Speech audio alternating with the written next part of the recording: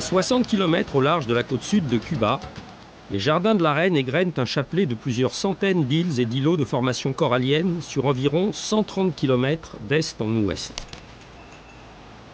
Après une traversée d'environ 4 heures, l'arrivée au jardin est généralement saluée par les nombreux oiseaux qui nichent sur ces îles inhabitées. Notre bateau-mère, l'Halcón, a jeté l'ancre dans une des passes principales en attendant que les skiffs à fond plat qui permettront aux pêcheurs de naviguer sur les hauts fonds coralliens viennent à notre rencontre.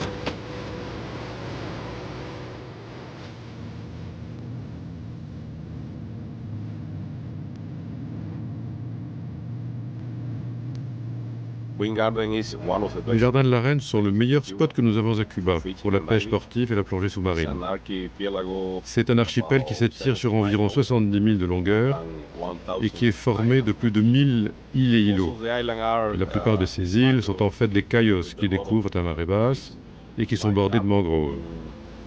À marée haute, ces hauts fonds attirent toute une foule de poissons, au premier rang desquels, bien sûr, les tarpons, les bonnefiches, les termites, mais aussi de nombreuses espèces de requins et, sur le tombant du récif, toute la faune de poissons tropicaux et coralliens représentée. Il y a 3 ans, une équipe du National Geographic Magazine, qui était venue faire un reportage sur les jardins de la Reine, a déclaré que nous avions là le récif corallien en meilleure santé de tout l'hémisphère nord.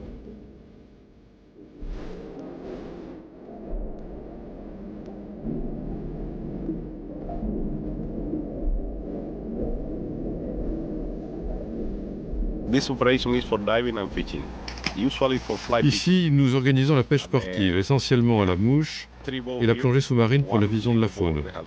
Nous disposons de 3 bateaux-mers, le Halcón, sur lesquels nous venons d'effectuer la traversée, l'Explorador, que nous réservons aux plongeurs sous-marins, et la Tortuga, qui est un petit hôtel flottant pouvant héberger une quinzaine de pêcheurs ou de plongeurs. Il n'y a aucun hôtel, ni même aucune construction sur l'ensemble de l'archipel, et c'est très bien ainsi.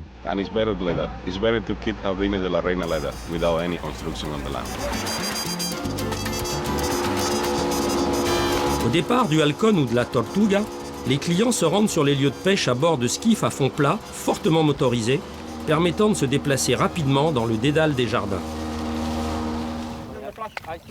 La pêche à la mouche est ici la technique reine et le bonnefiche le poisson le plus recherché.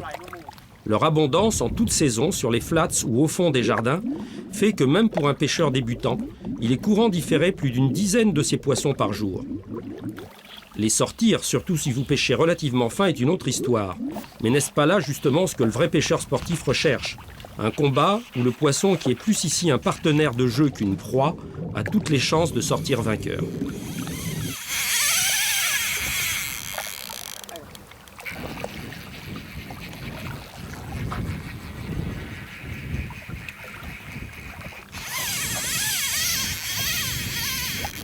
Celui-ci ne doit guère dépasser le kilo, mais il n'en oppose pas moins une belle défense ponctuée de fulgurants démarrages. Incroyable, puissance de ces poissons. Le bébé. Voilà.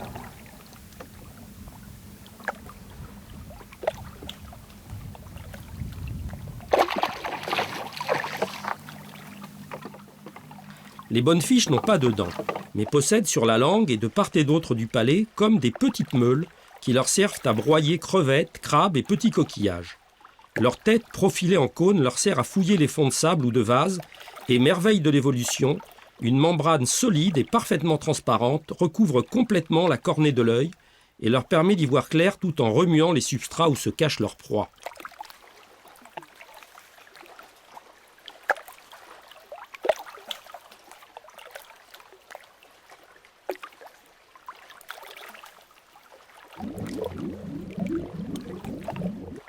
L'épais mucus qui enduit leurs écailles, en réduisant les forces de frottement, leur permet d'atteindre les 50 km/h, ce qui est remarquable pour un poisson d'aussi petite taille. À titre de comparaison, la truite, pourtant considérée comme parmi les plus rapides des poissons d'eau douce, ne dépasse pas le 20 à l'heure. On va mettre une mouche plus lourde parce ils sont en eau profonde là. Elle va être un peu légère.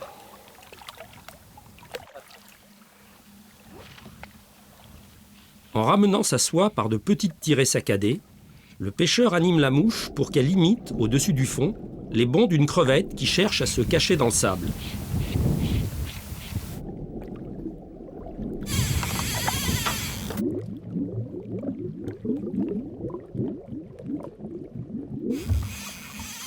Oh, the barracuda eaten a bonefish.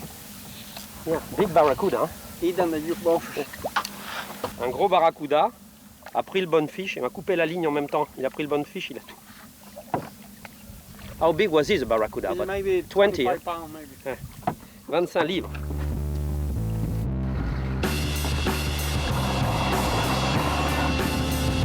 Plusieurs barracudas patrouillaient dans cette lagune. Et pour ne pas leur offrir trop facilement d'autres bonnes fiches tenues en laisse, Coqui décide d'aller tenter notre chance sur un flat très peu profond situé de l'autre côté de l'île.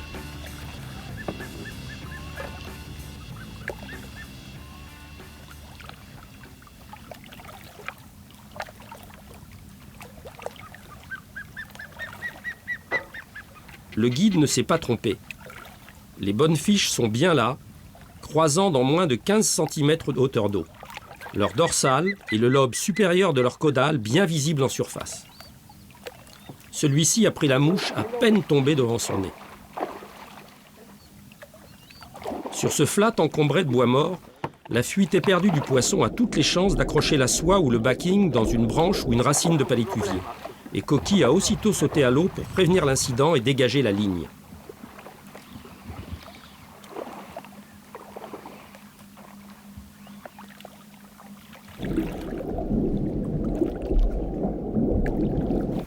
En revenant vers le bateau, il a bien failli marcher sur une raie pastenague qui, comme les bonnes fiches, cherchait elle aussi sa pitance sur ce haut fond vaso-sablonneux, riche en vers, crevettes, mollusques et autres invertébrés.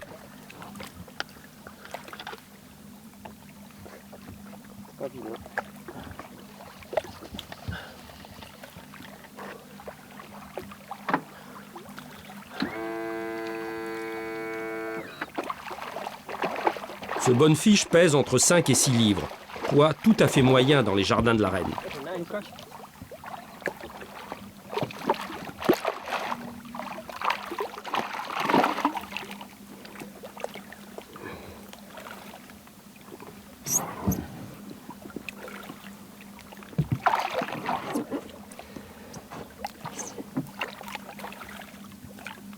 Quand ils sont comme ici dans très peu d'eau, les bonnes fiches n'ont pas à craindre les barracudas ou les requins. Mais le danger peut à tout instant venir du ciel sous la forme d'un balbuzard pêcheur.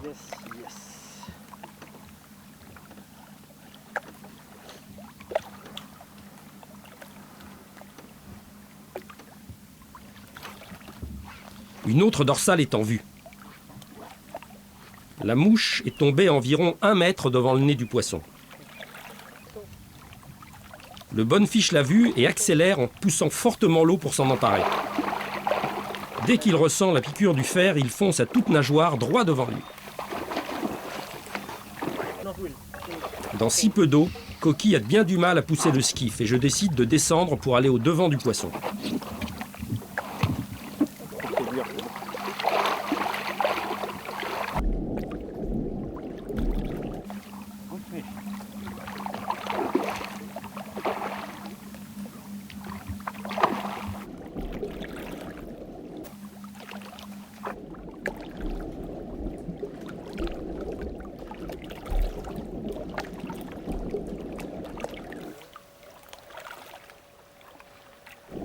Encore plus que tout autre poisson, le bonne fiche, à l'issue du combat, doit être maintenu en position de nage jusqu'à ce qu'il se décide à repartir de lui-même.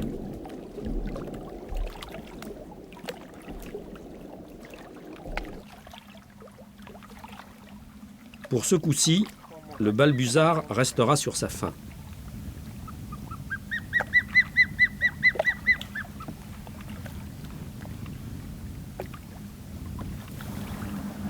Quand il n'y a pas de vent et très peu d'eau sur le flat, la mouche doit tomber avec la plus grande discrétion. Voilà ce qui s'appelle démarrer à toute nageoire.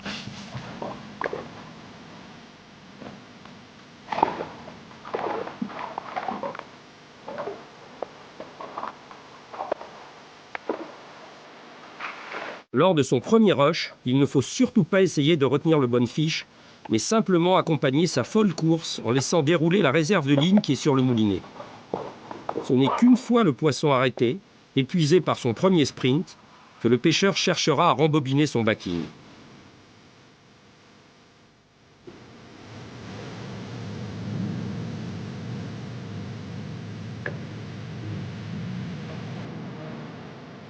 Là, il a vraiment pris 50 mètres.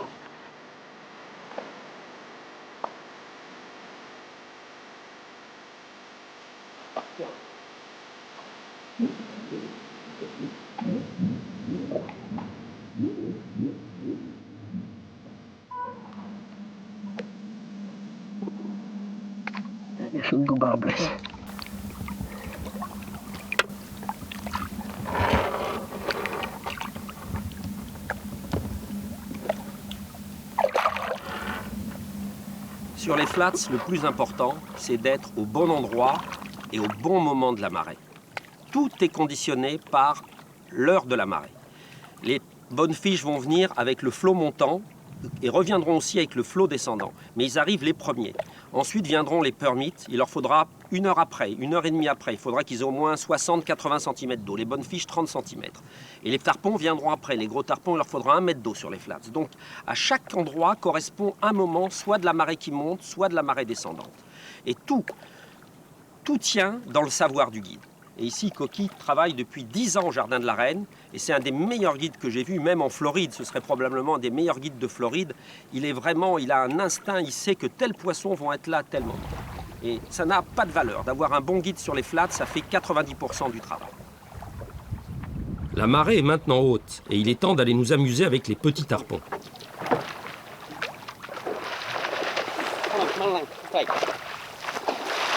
Plus encore qu'avec les gros, il faut s'attendre ici à décrocher beaucoup de poissons.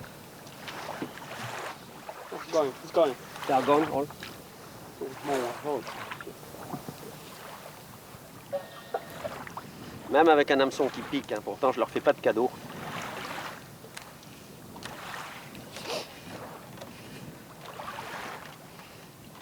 Là, on va pêcher des baby tarpons, des poissons qui font en moyenne 20, 25, 30 livres. Donc on prend un matériel qui est quand même assez léger. Là, c'est une canne de 8 avec un petit moulinet. Bon, au cas où on tombe sur un gros, un 50 livres ou plus, j'ai quand même beaucoup de backing. J'ai 200 mètres de backing, ce qui est amplement suffisant.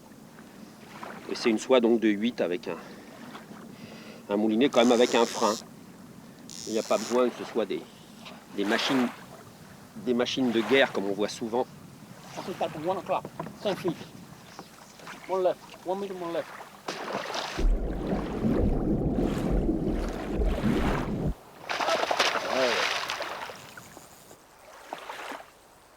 Pour pouvoir décrocher plus rapidement et dans de meilleures conditions ce tarpon d'une vingtaine de livres, nous sommes descendus du bateau.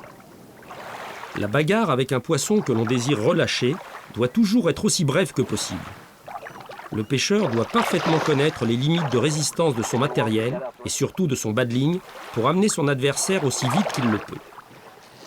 Plus le combat s'éternisera, plus le poisson accumulera d'acide lactique dans ses muscles, plus long sera son temps de récupération et plus les requins auront de chances de s'offrir un repas facile.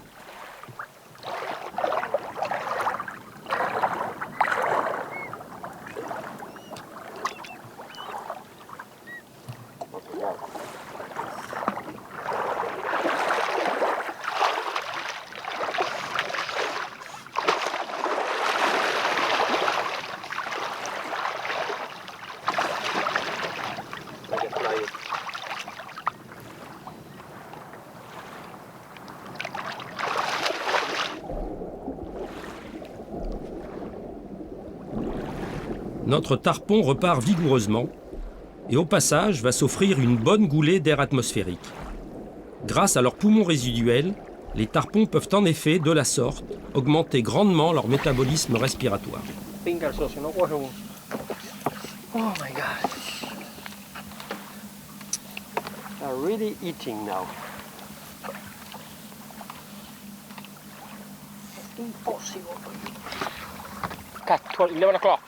10 feet. Moving to the left. Coqui m'indique des tarpons à 11 heures, à environ 20 mètres, se déplaçant vers la gauche. C'est un petit groupe de 5 ou 6 poissons qui se déplacent très vite avec le courant de marée qui commence à refluer dans le chenal. Mon deuxième lancer devrait être le bon.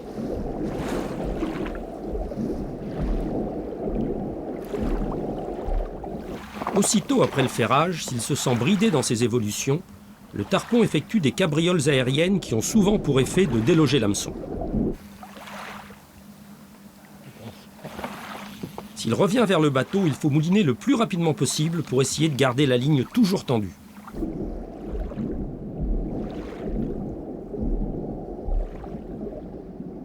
Il n'est jamais conseillé de tenir un tarpon encore vert trop près du bateau.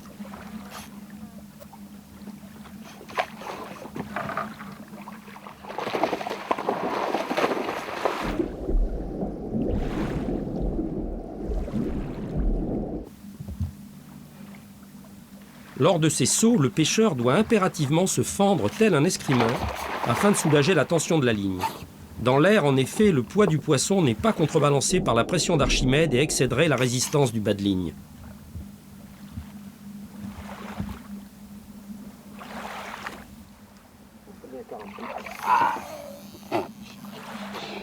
Pour éviter qu'il ne repasse sous la coque ou même coince la ligne dans l'hélice, il vaut mieux descendre du bateau.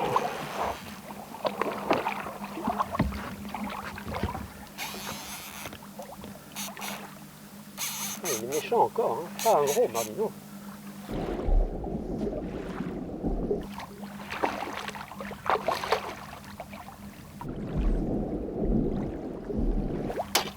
Un craquement sinistre m'apprend que ma 9 pieds n'en fait plus que 4,5. Heureusement que cela arrive en fin de bagarre avec un tarpon prêt à être relâché.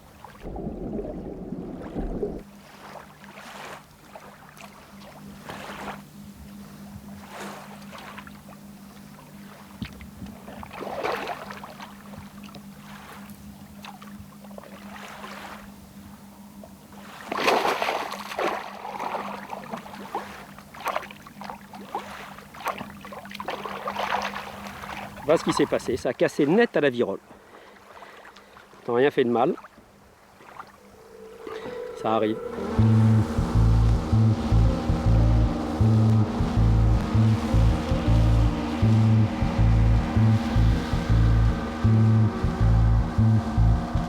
J'ai bien une canne de rechange, mais elle est restée sur le bateau mère.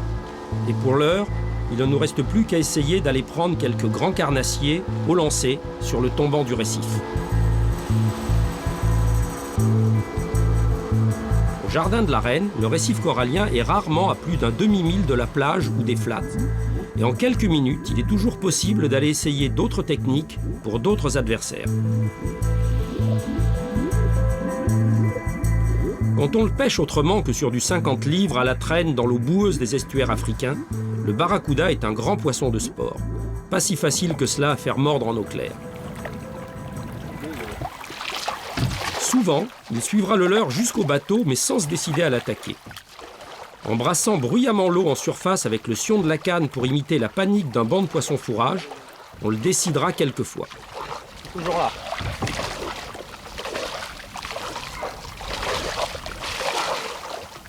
Il est là, il va être en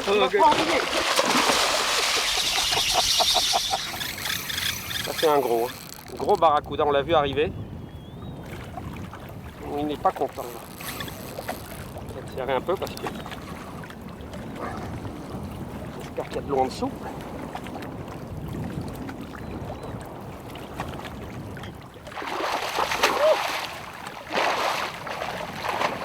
Oh, petit 4 pays ça. Un gros brochet.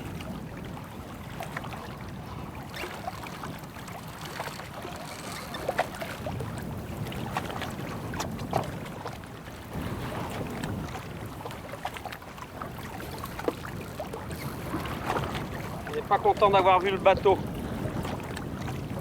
Il est beau, il fait au moins 15 kilos, peut-être plus.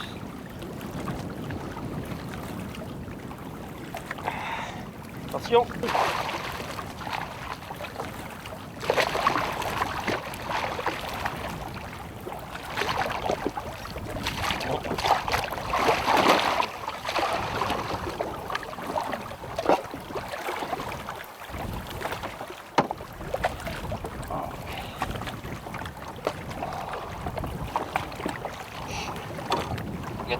Ok.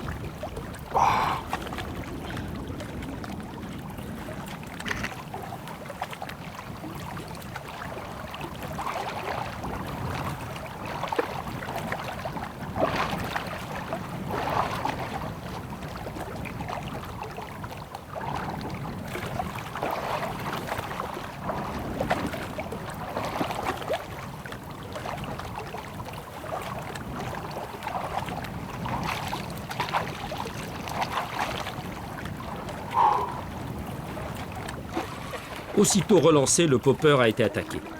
Cela tire fort au début. Et puis soudain, une sensation bizarre. Le guide paraît très excité, mais je ne comprends pas ce qu'il veut m'expliquer.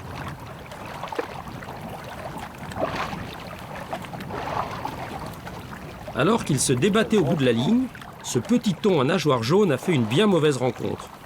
Ses chairs tranchées comme avec un rasoir signent l'attaque d'un requin.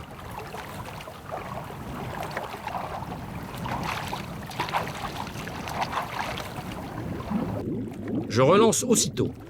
Le résultat ne devrait guère se faire attendre. Regarde.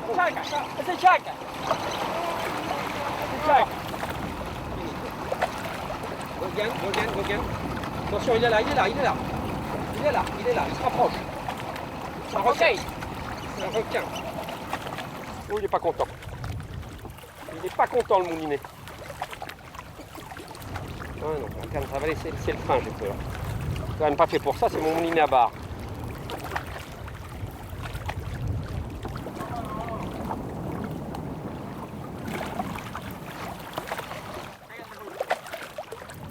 Non, the hook is ok. C'est un lemon shark, malheureusement il n'est pas venu jusqu'au bateau. C'est peut-être lui qui avait mangé le yellowfin là qu'on a pris juste avant. Il nous a coupé le yellowfin en deux, à peine on a remis en traîne. On l'a vu arriver derrière, c'était fantastique, mais il s'est décroché. Cela dit, j'avais pas du matériel pour pêcher le requin, c'est ma canne à barre. C'est ma canne et mon moulinet pour pêcher le bar, c'est du fil de 16 livres. Enfin, là on a quand même mis un fil d'acier conséquent pour ces bêtes-là. Mais ça, c'est les poppers avec lesquels je pêche le bar en Europe.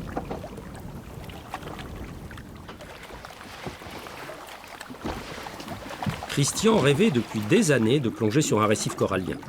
Il ne pensait pas cependant y trouver autant d'animation. Noël, qui est responsable du centre de plongée des jardins, lui explique que s'il descend vite, il ne devrait pas être embêté par les squales.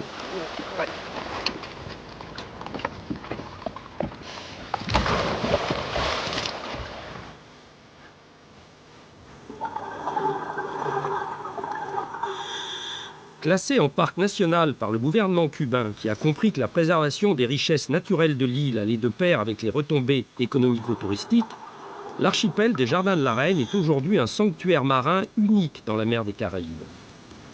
Zéro pollution et une fréquentation humaine extrêmement limitée font que cette barrière de corail est aussi luxuriante et en bonne santé que quand Christophe Colomb l'a découverte lors de son deuxième voyage.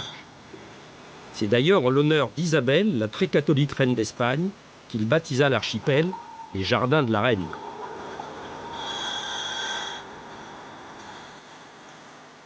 La faune et la flore sous-marine y sont des plus variées.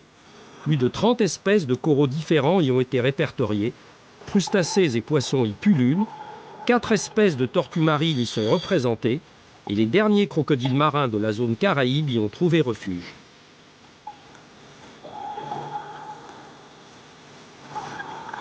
Le très complexe écosystème corallien y prospère, dans une exubérance de formes et de structures tant végétales qu'animales, exceptionnelles dans les eaux de l'Atlantique.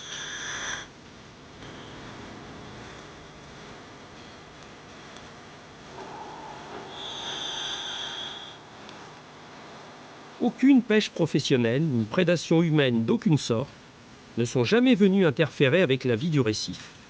En bout de chaîne, seuls les grands prédateurs marins régulent le foisonnement des espèces. De la famille des mérous, les loches y atteignent couramment les 200 kg. Et certains sujets peuvent peser plus du double de ce poids. Les tarpons, qui à marée haute chasseront sur les flats, trouvent sur le récif refuge et garde-manger durant la journée.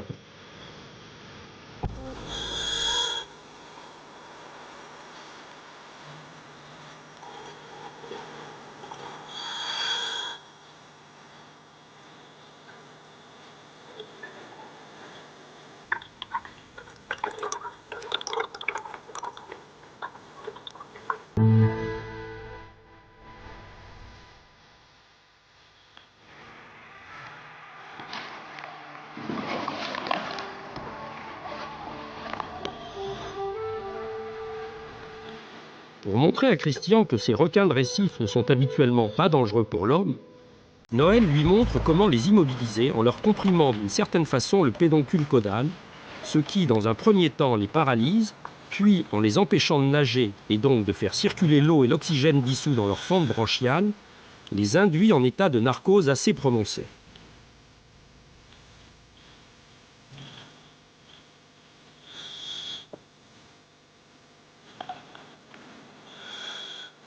Et effectivement, dans les bras du plongeur, le requin semble dormir.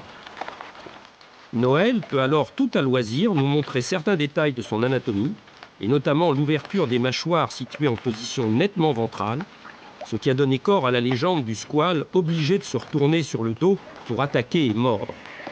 On sait aujourd'hui qu'il n'en est rien. Look now.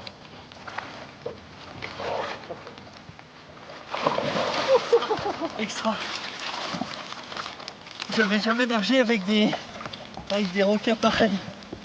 Au début c'est angoissant, parce que bon, on n'est pas habitué. Hein. Et puis en fait, quand on sait qu'ils sont pas méchants, on nage avec eux, on plonge avec eux, sans problème.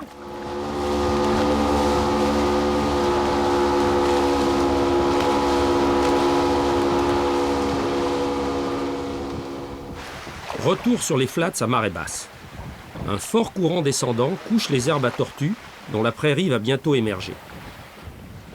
L'ancienne barrière de corail, ici bien visible, héberge dans sa porosité et ses anfractuosités toute une foule d'animalcules qui ne sortiront de cet inexpugnable refuge qu'avec le flot montant.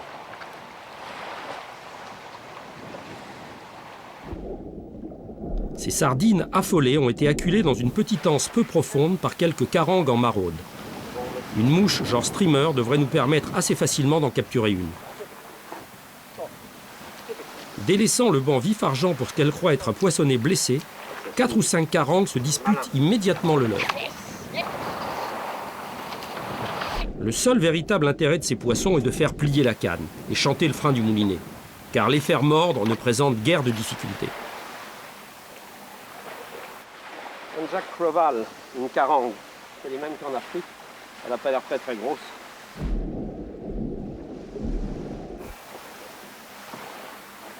Leur défense est pugnace et obstinée, et ces poissons semblent ne jamais vouloir abandonner la lutte. Pression terrible.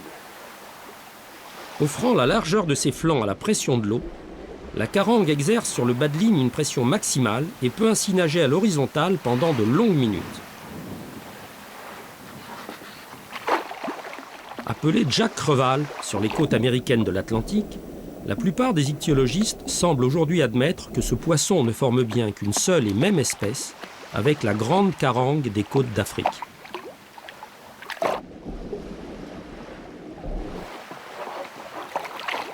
Du fait de la rigidité de ses masses musculaires et de la solidité de sa colonne vertébrale, la carangue est un des rares poissons que l'on peut soulever sans dommage par le pédoncule caudal avant de le relâcher. La puissance des maxillaires atteste du régime éminemment carnivore de cette espèce. En vrai professionnel, Coqui continue de scruter la surface du flat pendant que je décroche la carangue.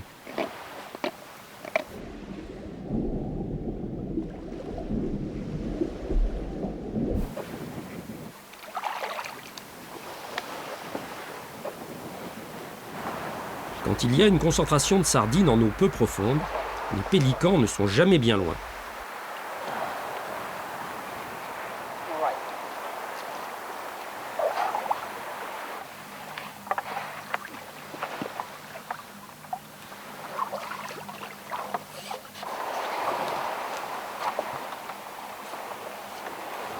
Bonne fiche en vue, j'ai tout juste eu le temps de changer la mouche. Le vent s'est levé et gêne mes lancers. Mais la surface agitée du flat devrait rendre les poissons moins méfiants.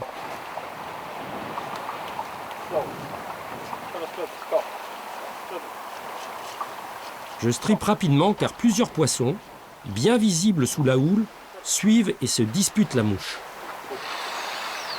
Là, il déménage.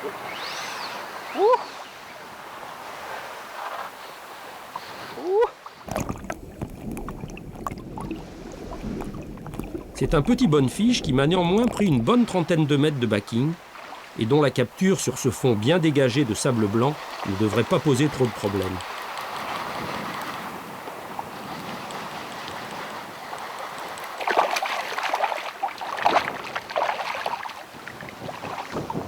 Pour ne pas le fatiguer inutilement, je le ramène assez vite en l'empêchant autant que je peux de replonger et de reprendre appui sous l'eau avec ses nageoires.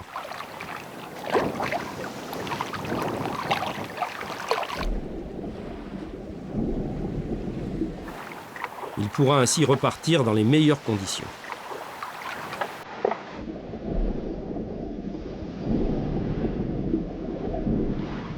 Ces jeunes pousses de palétuvier attestent de la vitalité de la mangrove des jardins de la Reine. Dans quelques années, elles ne feront qu'un avec la formation principale et seul le passage d'un cyclone tropical pourra éclaircir cette jungle.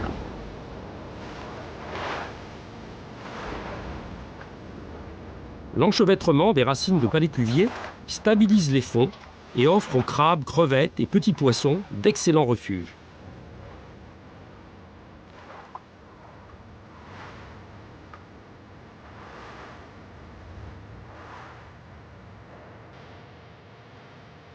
Bon, là, on se rend bien compte ici de cet environnement de mangrove complètement protégé. Aujourd'hui, il y a un vent du nord terrible.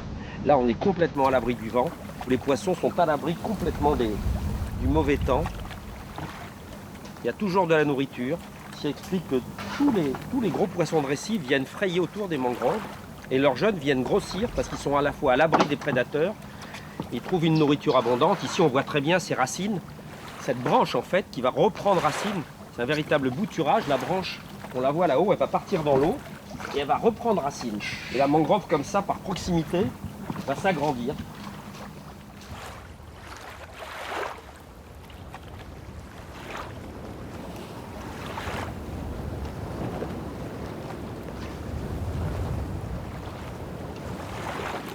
Non, il s'arrête que là-bas. La mangrove a été ici détruite par le passage d'un ouragan. Et de nombreux baby tarpons ont trouvé refuge au milieu de ces amas de branches mortes. C'est avec beaucoup de difficultés que nous progressons et nous frayons un passage dans ce dédale de racines et de branches.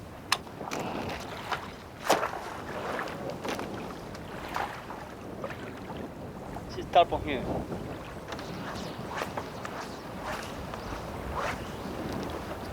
La pêche des petits tarpons dans un tel biotope s'apparente plus à celle des truites dans un ruisseau encombré qu'à la pêche à la mouche en mer telle qu'on l'entend généralement.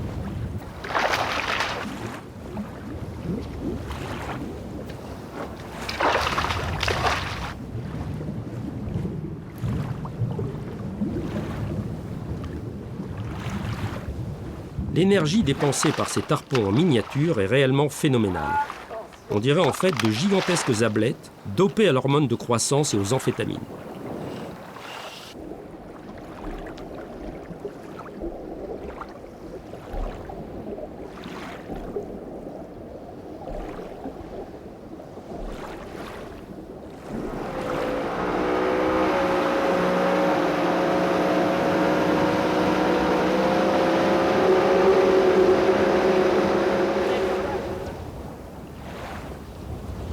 En bordure du flat, ce couvert de mangroves devrait héberger des tarpons un peu plus gros, qui durant la journée se tiennent à l'affût dans l'ombre des feuillages.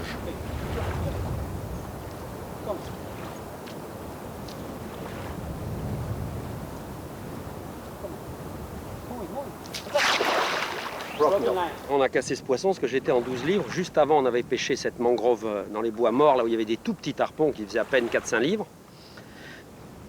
Et j'ai gardé le bas de ligne sans le choc tippet. Et là, on a le poisson devait faire une vingtaine de livres à peu près.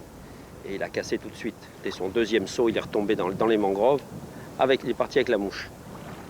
Voilà, donc là, j'ai remonté un choc tippet très vite. Un assez court. Mais là, comme c'est quand même pas des gros poissons, c'est suffisant. Si on pêchait des tarpons de 100 livres, on mettrait un choc tippet d'au moins 30 cm. Parce que les gros poissons peuvent souvent engouffrer la mouche et 30 cm de bas de ligne. Et bien évidemment, si on se retrouve sur le tippet, la première fois qu'il se coule la tête, c'est comme du béton brut, mal fini, et le bas de ligne n'y résiste pas.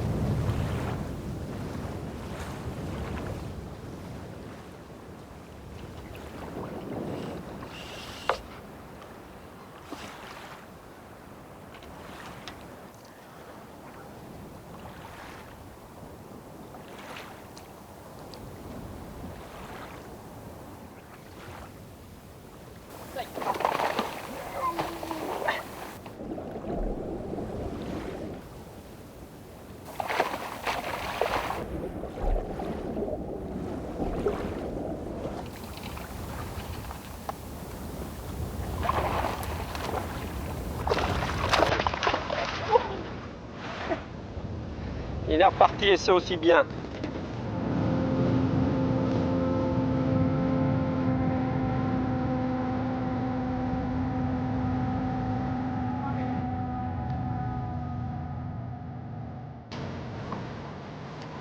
Au lever du jour, avant que la photosynthèse subaquatique soit suffisamment efficace, les tarpons en migration marsouinent en surface pour y prendre de grandes goulées d'air atmosphérique, complément indispensable à leur métabolisme respiratoire.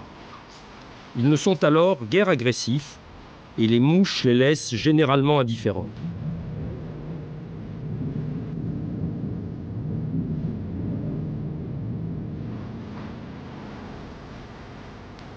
Elles peuvent même, si elles tombent trop près des poissons, les effrayer carrément.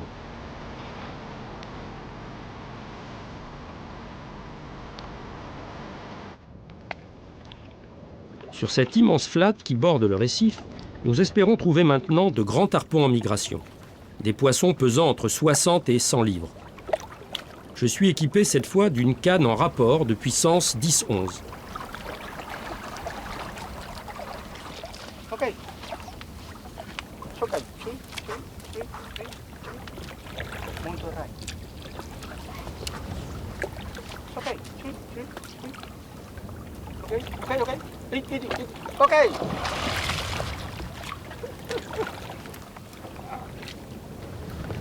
Oh shit! Go. Oh, big fish. You see the eating. Oh, Oh, my God.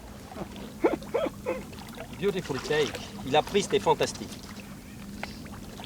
J'ai lancé trop loin, en fait, j'ai trop de lignes. Ce poisson venait très vite sur nous. J'avais trop de lignes, c'était ridicule. Il venait très très vite et je me suis pris un peu les pieds dans la ficelle, ça arrive. Et quand il a pris, j'ai pas vraiment pu le ferrer parce que j'attendais que la ligne s'en aille. Sans ça, si on les explose là, avec toute la ligne dehors, c'est quand même assez risqué. C'était un gros poisson. On y took immédiatement. Il a pris, mais tout de suite. C'était splendide parce qu'il est venu en surface chercher la mouche.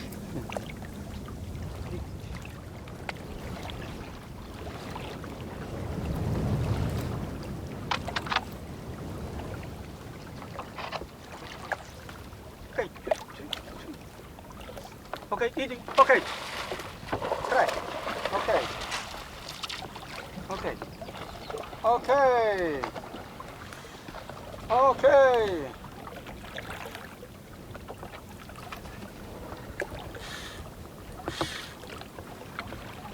Okay. Oh. Okay. Celui-ci est nettement plus petit que le précédent, une 60aine de livres tout au plus. Après les premières minutes de combat, au cours desquelles il saute quasi invariablement à plusieurs reprises, le tarpon se calme un peu, cherchant en fait à récupérer son souffle après ces véritables explosions d'énergie. C'est alors au pêcheur de prendre le commandement des opérations en opposant au poisson une tension maximale pour l'empêcher de se reposer. En exerçant une pression latérale sur la ligne, on déséquilibrera sa nage, l'obligeant à d'incessants efforts pour nager en position verticale. Ainsi bridé en permanence, le tarpon puisera dans ses dernières réserves d'énergie et en l'incitant à sauter encore et encore, on parviendra à abréger considérablement la lutte.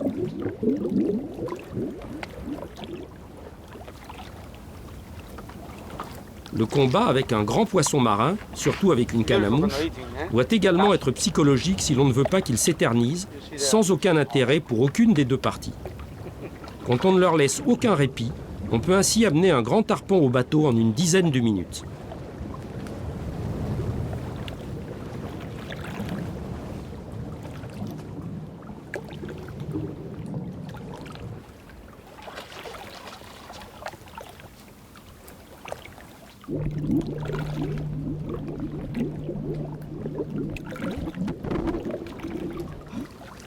Il s'est décroché. Just jumped off. Il s'est décroché. On le tenait bien, enfin on croyait bien le tenir, et je sais pas, il a donné 2 coups de tête et il s'est décroché. Il s'est décroché. Son pic. Bon, on va essayer d'en trouver d'autres. Ah, on est maudit. On voit très peu de poissons. Là, il était tout seul, celui-là, et on l'a vu un peu tard. On l'a vu un petit peu tard. On regardait de l'autre côté. Enfin, il a pris tout de suite. La mouche est bien tombée. Il a pris à 7, 8 mètres, 10 mètres du bateau maximum.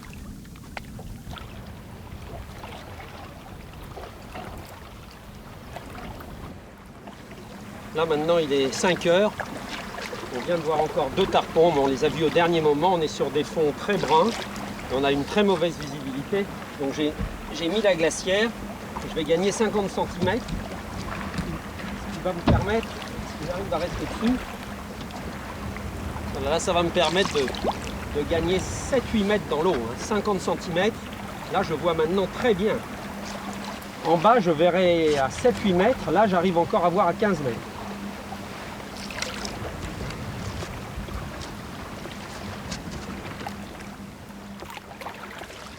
Scruter sous la surface miroitante, encore et toujours, sans jamais se lasser, jusqu'à en avoir mal aux yeux. Cela fait une bonne heure maintenant que nous n'avons pas vu la moindre écaille ou le plus petit bout de nageoire. Le flat est désespérément vide. Je commence à croire que les tarpons ne viendront plus. Et puis il y a ce grand lemon shark, un requin citron qui nous nargue à portée de plug. L'occasion est trop belle. Prenons la canne à lancer et essayons de le faire mordre. La défense de ces squales en eau peu profonde est en effet très spectaculaire.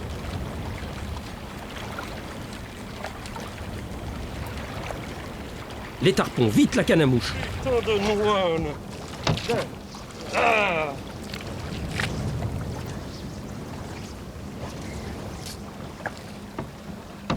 Fuck. Vraiment maudit de maudit. On voit plus rien depuis une heure. On voit un requin. Je prends la canne à requin, il y a les tarpons qui passent. La malédiction. La malédiction.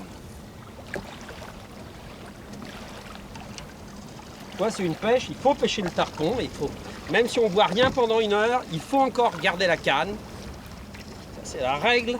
On voit un gros requin, on a voulu prendre le requin, ce qui est ridicule, ridicule. Et là, il y avait 7-8 tarpons qui arrivaient, mais comme à la parade. Bien sûr, on est en train de... Toujours comme ça, toujours comme ça. Ils arrivent quand on fait autre chose.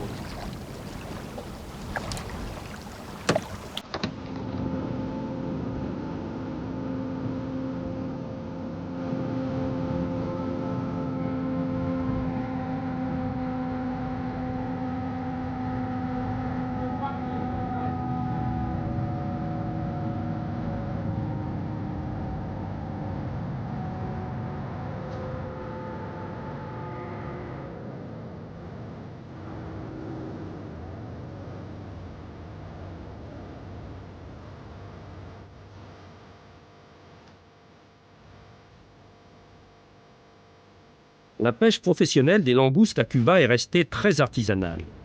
Elle se pratique à vue sur les flats, où les crustacés sont repérés au moyen d'un seau à fond de verre avant d'être coiffés avec une épuisette, dont le cercle du filet est replié perpendiculairement au manche.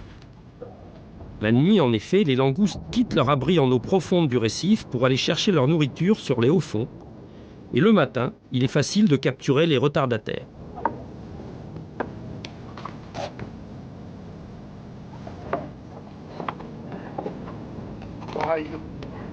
Dans les limites du parc national des Jardins de la Reine, seule la pêche des langoustes est autorisée et uniquement sur les flats. La pose de filets ou même de casiers est interdite sur le récif qui doit rester un sanctuaire.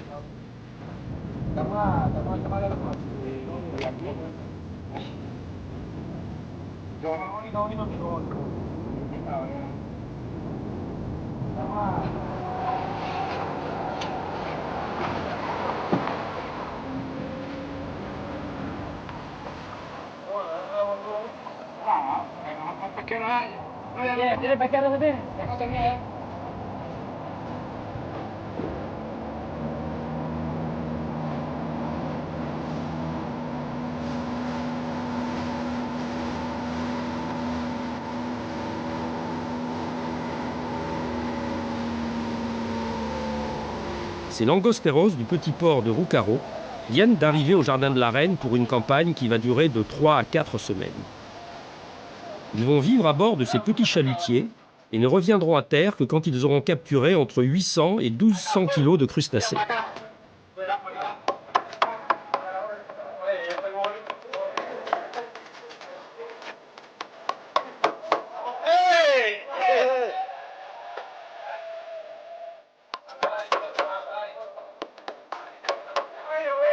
En dehors des pêcheurs, peu de Cubains connaissent le goût de la langouste.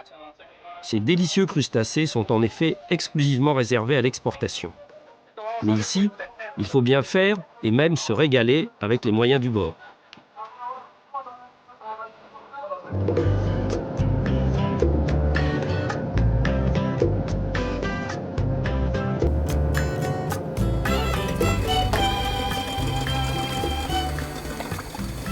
J'ai mis une mouche très légère là, qui est censée imiter une crevette, avec ces barres noires sur la queue qui imitent la segmentation de l'abdomen de la crevette. Là, il y a quelques poissons qui approchent, mais qui sont assez profonds. Voilà, ils vont vers la gauche, il faut essayer de les intercepter. Oui, là je les ai vus. Voilà, là ça devrait être pas mal. Il y en a un près la mouche. Il y est. Voilà, on va pouvoir regarder que toute la soie se déroule bien. Voilà, il faut tenir très haut. Voilà, c'est parti. Il faut tenir très haut pour éviter qu'il y ait une éponge ou un... Ouf, là il part. Ouf.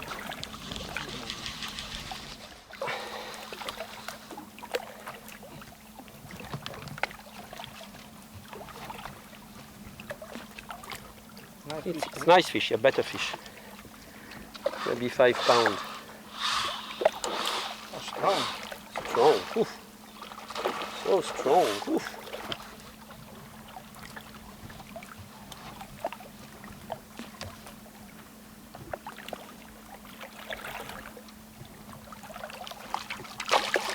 That's a good one.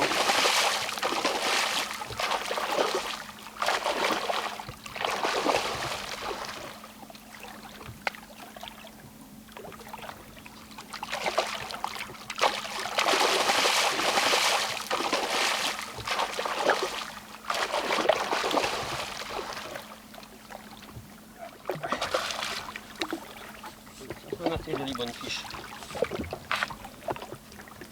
Ça va bien faire 5 livres et demi, 6 livres. Nice fish, hein?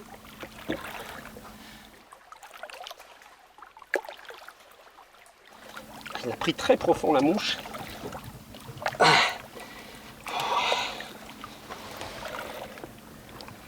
On va le ranimer parce que celui-là il va être un peu fatigué. Donc il reparte. Je vais descendre avec lui.